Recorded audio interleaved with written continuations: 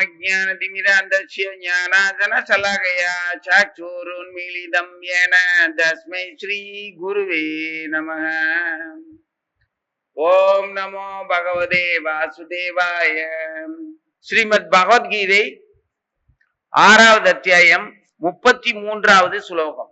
அர்ஜுனன் கூறுகின்றார், மதுசூதனா, மனம் என்பது சஞ்சலமானதாகையால் சமநிலை என்ற எந்த யோகத்தை பற்றி சொன்னாயோ அது நிலையாக நிற்காதென்று நினைக்கின்றேன்.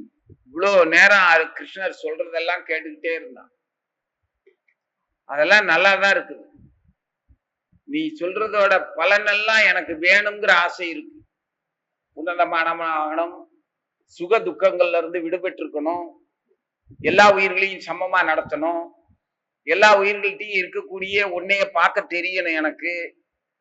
அப்படி இருந்தா உன்னைய நான் இழக்க மாட்டேன், என்னைய நீ இழக்க மாட்ட அப்படிங்கிறதெல்லாம் எனக்கு ரொம்ப பிடிச்ச விஷயம். அப்படிலாம் வாழத்தான் எனக்கும் விருப்பம். இது நீ சொல்லும் போது, நான் கேட்கும் போது, நீ சொல்ற பலன் எப்படி இருந்தா நல்லா இருக்கும் அப்படிங்கிறது எனக்கு நல்லாவே தெரியுது. அது மேலதான் எனக்கு விருப்பமும். ஆனா அதுக்கு முன்னாடி நீ எப்படி கடைபிடிக்கணும்னு ஒரு பார்வை சொல்றியே, எல்லா உயிரையும் சமமா பார்க்கணும்னு,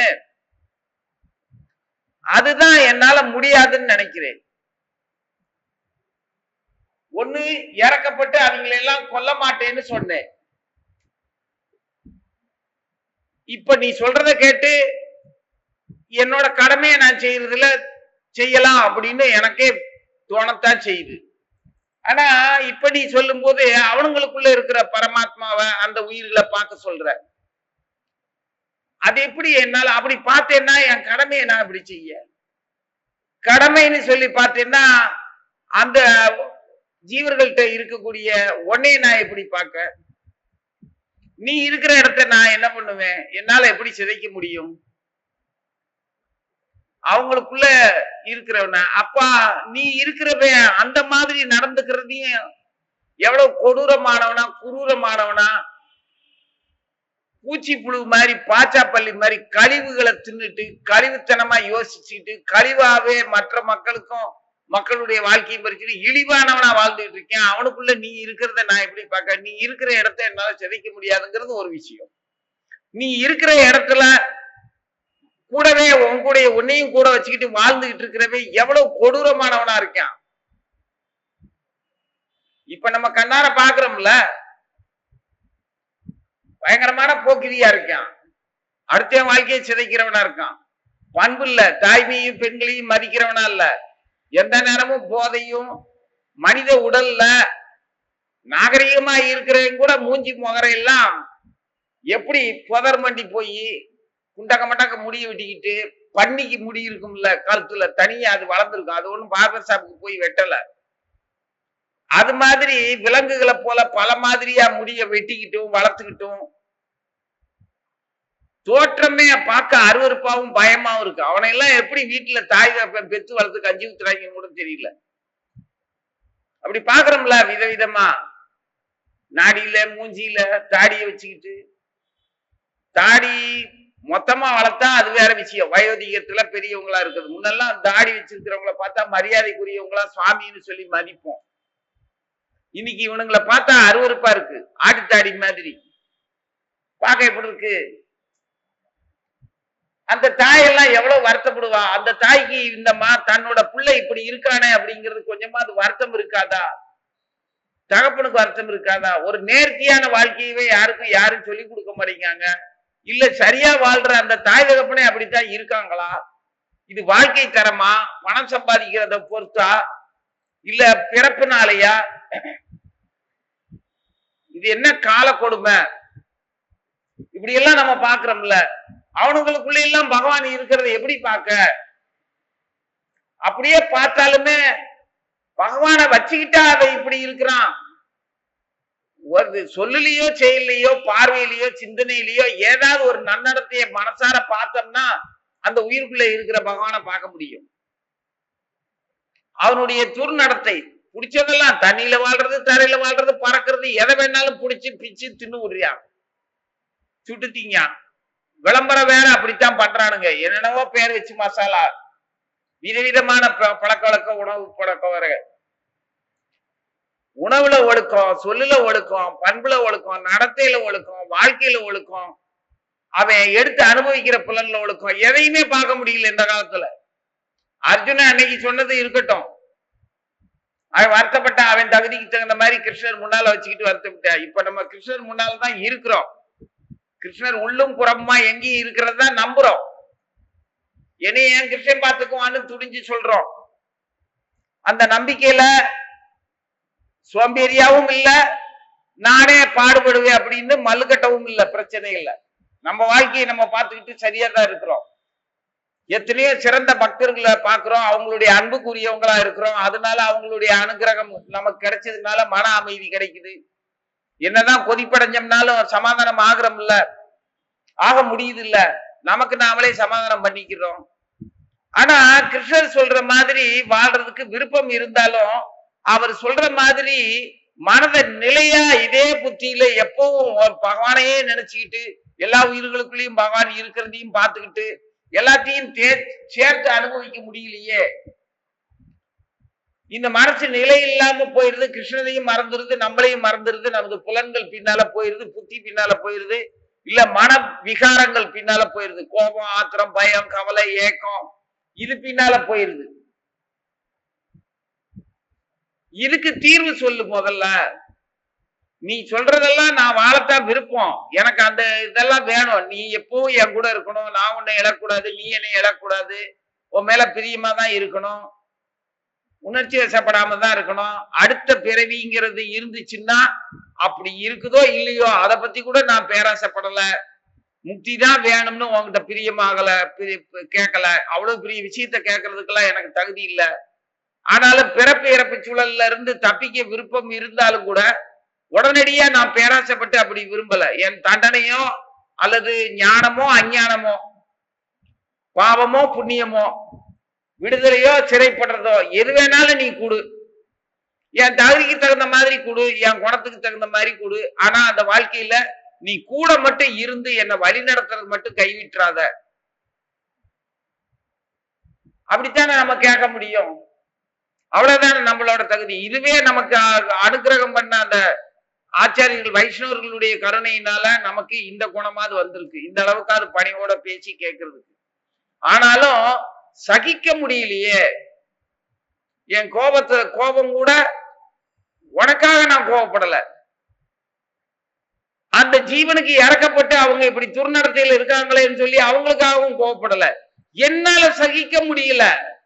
நான் உன்னை நினைக்க முடியாதபடி அவங்க படுத்துற பாட்டுல நான் கீழே இறங்கி போய் அவனுங்களுக்கு சமமா போய் உன்னை நான் இழந்துடுறேன், உன்னைய நான் இழந்துட்டேன்னா என்னையும் நான் இழந்துருவேன், என்னைய நான் இழந்துட்டேன் அப்படின்னா அப்புறம் அவனுக்கு சமமா தான் போயிருவேன். அப்போ நீயே என்னை காப்பாற்றணும்னு விரும்பினா கூட நீ உன்னால காப்பாற்ற முடியாத இடத்துக்கு நான் போய் சேர்ந்துருவேன். அப்படித்தான் இருக்குது. அதுக்கு ஒரு வழி சொல்லு.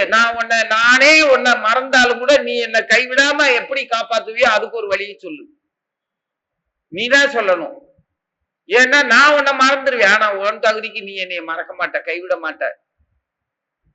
அப்பேற்பட்ட உன்னை நான் மறக்காதபடி இருக்கிற மாதிரி எனக்கு ஒரு வழியை சொல்லு. இதுதான் நியாயமான கேள்வி. சாதாரணமா இது பகவான்கிட்ட கேட்க வேண்டியது இல்லை. நாம பகவான் பார்த்து புன்னகையோட சிரிப்பாரு. ஏடா இத போய் என்கிட்ட கேக்குற, உடனே நீ தாண்டா பாத்துக்கணும், நீ எப்பவும் என்னைய நினைச்சுக்கிட்டு நான் உன்னை பாத்துக்கிறேன்னு சொல்ற, நீ என்ன நினைக்க மாட்டேன்னு நீ சொன்னேன்னா நான் உன்னை என்னடா செய்வேன் பாரு. இல்ல நான் விரும்புறேன், ஆனா விரும்ப முடியாம போயிருச்சுன்னா அப்படின்னா, அப்படி நீ ஏன் சந்தேகப்படுற? கண்டுபிடி.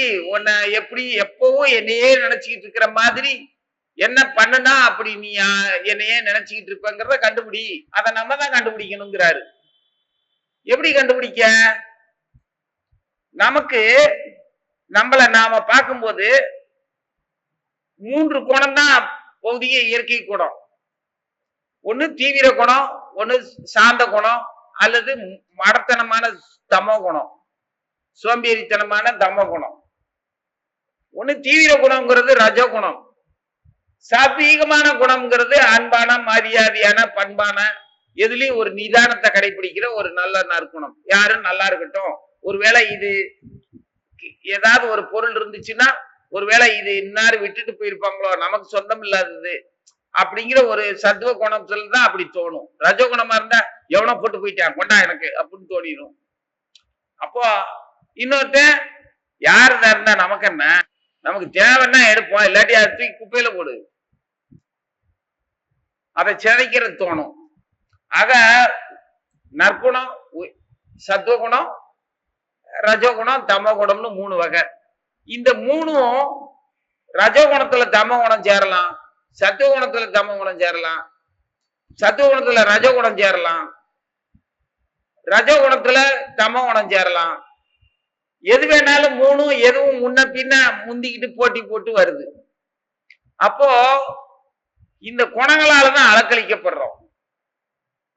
ஒண்ணு ரஜகுணத்துல சத்துவகுணம், சத்துவகுணத்துல தமோகுணம், எது வேணாலும் எது கூட வேணாலும் ஒண்ணுக்கு பின்னு 3மே நான் முந்தி நீ முந்தின்னு முன்னால வருது. இதை நம்ம உணரலாம். சரி, இது பின்னாலதான், இதன் அடிப்படையில தான் நம்ம இந்த உலகத்துல செயலையோ செயலின்மையவோ அது செயலோட பலனையோ அனுபவிக்கிறதுக்கு முயற்சி பண்றோம். இந்த குணங்களின் பின்னாலதான்.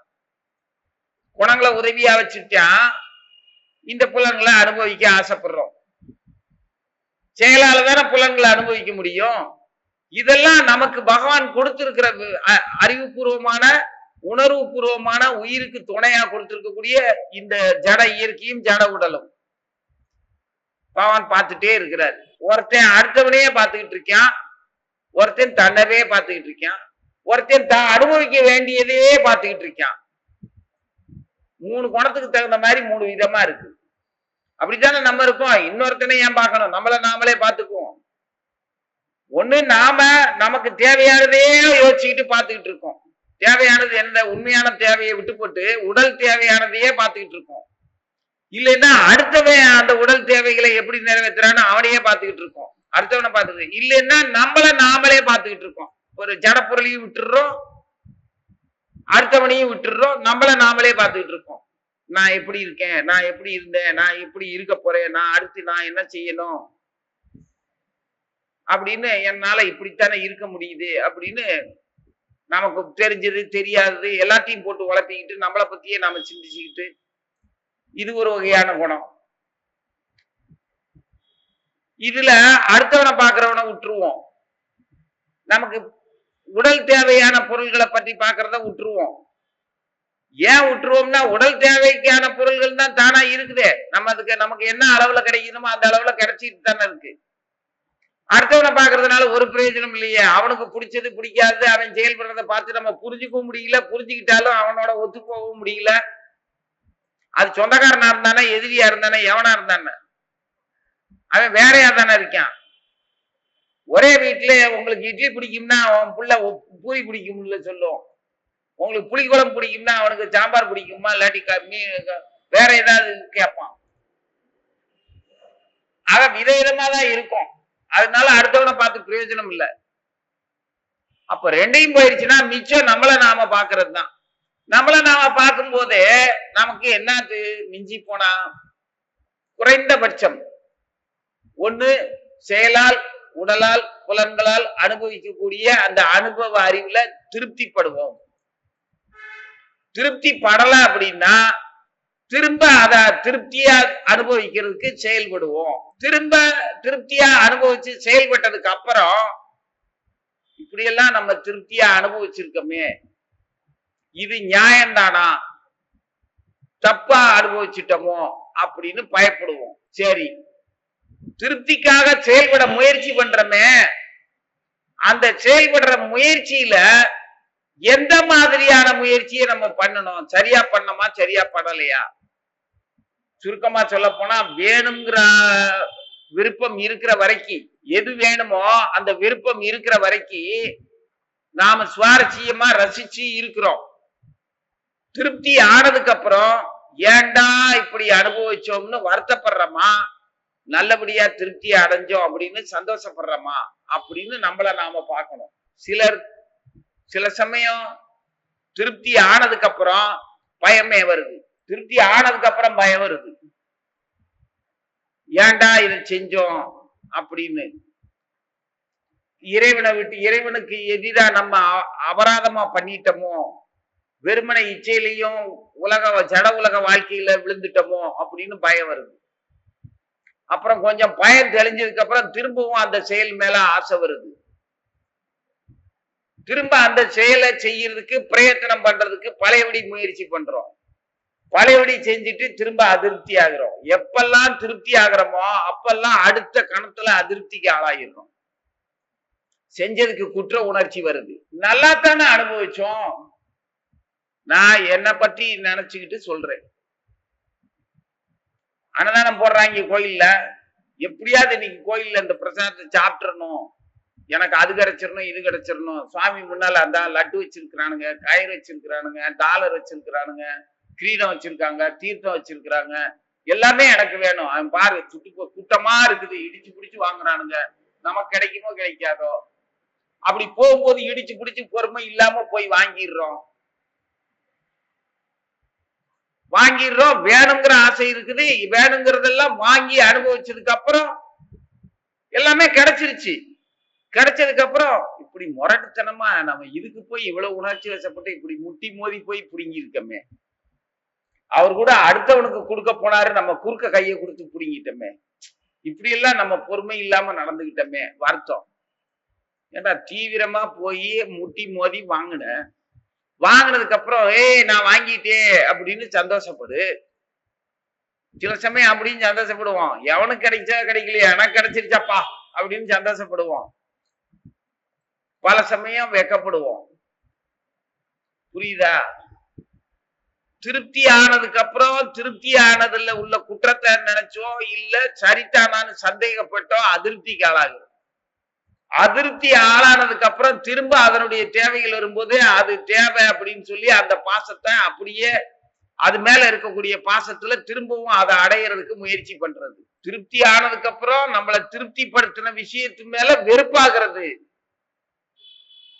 அடுத்து கொஞ்ச நாள் கழிச்சு அந்த திருப்திய அந்த விருப்பத்தை வளர்த்துக்கிட்டே இருக்கும்போது அது மேல வெறுப்பெல்லாம் போய் விருப்பம் வளர்ந்துகிட்டே போயிருது. குழந்தை பால் விளையாடுறான். ஒவ்வொரு உதாரணமா சொல்றதுக்கு பதிலா அவங்கவுங்க யோசிச்சு பார்த்துக்கிறது நல்லது. புதுசா பாலும் மட்டையும் வாங்கிட்டான். அது அடையிற வரைக்கும் தான் அது விருப்பம். அடைஞ்சதுக்கு அப்புறம் அதோட மல்லு கட்டிக்கிட்டு இருக்கும் போது பொழுதெல்லாம் இடம் புரியாத ஒரு பயம், வெறுப்பு, சங்கடம், சுமை. அப்பா கிளாஸுக்கு போக சொன்னாரு, விளையாண்டுக்கிட்டே இருந்துட்டோம், ரொம்ப நேரம் ஆயிடுச்சு. வேற இசை பயிற்சியோ வேற ஏதோ நடைப்பயிற்சி வேற ஏதோ ஆக்கப்பூர்வமான பாடமோ ஏதோ ஒண்ணு சொல்லியிருந்தாங்க, அதை நான் மறந்துட்டு இப்படி இருந்துட்டேன். அனுபவிக்கிற ஆசை இருக்கிற வரைக்கும் அனுபவத்துல போய் விழுந்துடுறோம். அனுபவிச்சு முடிச்சதுக்கு அப்புறம் சந்தேகப்படுறோம் அல்லது அதிருப்தி அடைகிறோம். திருப்தி ஆனா அது மகிழ்ச்சியா இருக்க வேண்டியது தானே. அப்போ இதுல இருந்து விடுபடுறதுக்கு என்ன வழின்னு கேட்கிறான் அர்ஜுனன். மனம் நிலை இல்லாதது. ஒண்ணு அதிருப்தி ஆகுது, அப்புறம் திருப்தி ஆகுது, திருப்தி ஆனது மேல அதிருப்தி ஆகுது, அதிருப்தி போனதுக்கு அப்புறம் திரும்ப அதை திருப்திக்காக பாடுபட தோணுது. அப்ப எப்பதான் நான் நிலையான மனசோட இருக்கிறது? என்னைய நான் பார்த்துக்கிட்டு இருக்கிறதுலயே இவ்வளவு கோளாறுன்னா அப்புறம் நீ சொல்ற தர்மத்தை எல்லாம் நான் எப்படி கடைபிடிக்க, அடுத்தவங்களை அசூயை இல்லாம எப்படி நடத்த, எப்படி அவனுங்க கிட்ட நீ இருக்கிறத நான் புரிஞ்சுக்கிறது, எல்லாத்தையும் சம தரிசனம் நீ சொல்லிட்ட, நான் சமமா பார்க்கத்தான் விரும்புறேன், முடியலையே. அப்ப என் குணத்தெல்லாம் விட்டுறணும்ல, என் ரசனை புலன் எல்லாத்தையும் விட்டுட்டு உட்கார்ந்து இருந்தேன்னா அதுவும் விட மாட்டேங்கிய. சொரணகட்ட வாழ்க்கையில வாழ்றவே உருப்பிட மாட்டேன்னு நீ அதுக்கு தானே என்னை ஈடுபடுத்துற போறலையே. அப்போ எந்த ரசனையும் சொரணையும் இல்லாம வாழ்க்கைய அப்படி இருந்தா உயிரோட வாழ்றதுக்கு அர்த்தமே இல்லையே. நீ செய்யாத அப்படி கைவிடக்கூடாது, உன் கடமையை செய்யும் தானே ஈடுபடுத்துற, செயல்ல ஈடுபடுத்துற. இதுக்கெல்லாம் விளக்கம் முதலே சொல்லிட்டேன். இப்ப பிரச்சனை என்ன? நான் நிலையா என் மனசை வச்சுக்கிறதுக்கு என்ன பண்றது? இப்ப என்னைய நான் யோசிச்சோம்னா இதே ஒரு விஷயம்தான். எனக்கு விருப்பமும் இருக்குது, வெறுப்பும் இருக்குது. வெறுப்பு விருப்பமா மாறுது, விருப்பம் வெறுப்பா மாறுது. நன்றி வேணாமா? சேர்ந்து அனுபவிச்சோமே, தெரியாம உங்களோட பேசிக்கிட்டேன், பழகிட்டேன், இனிமே நான் இந்த மாதிரி செய்ய மாட்டேன், நீ யாரோ நான் யாரோ அப்படின்னு போக தோணுது.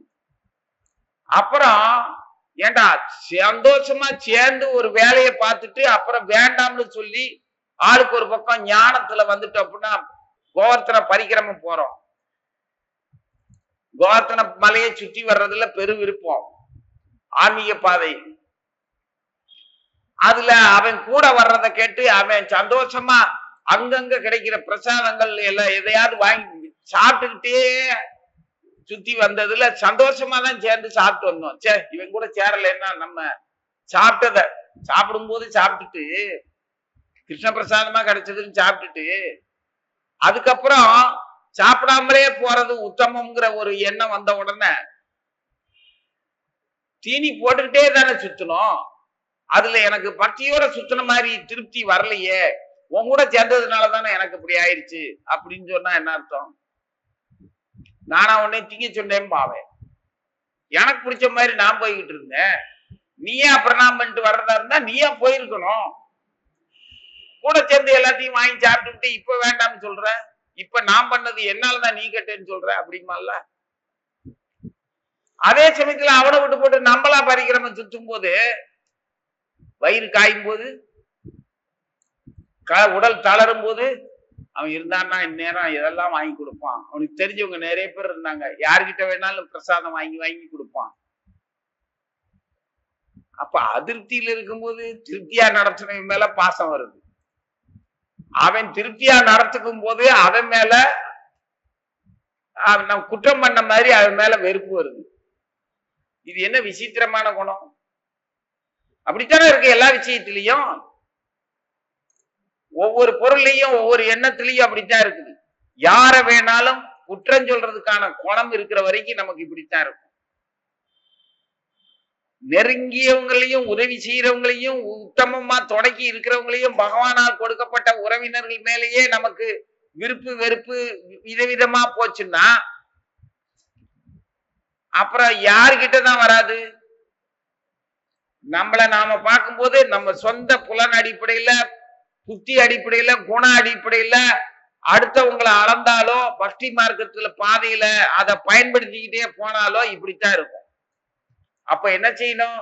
நம்ம குணத்தையும் புலன்களையும் செயலையும் நமக்கு சொந்தமானதா உரிமை பாராட்டாம இந்த செயல்லாம் உன்னுதுதான், நீ என்னை என்ன வேணாலும் ஆக்கலாம், உன் விருப்பப்படி என்னைய வழி நடத்தலாம், நீ என்னை ஆளாக்குறதுக்கு எல்லாத்துக்குமே நீ பொறுப்பு தானே தவிர நான் பொறுப்பு கிடையாது அப்படிங்கிற மனோபாவம் இருக்கணும்.